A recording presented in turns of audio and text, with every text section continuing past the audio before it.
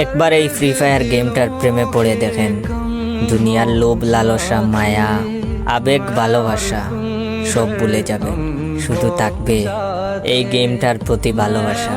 এটা শুধু গেম না, আমাদের মতো হাজারো ছেলে মেয়েদের ইমোশন।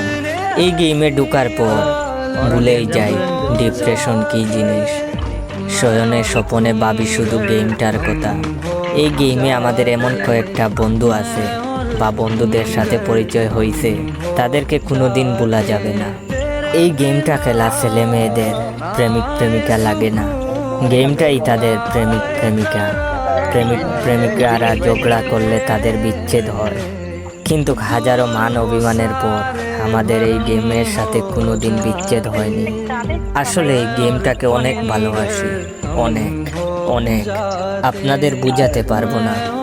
এখন যদি বলেন এটা নেশা, ভাই আমি গেমের নেশায় আসক্ত।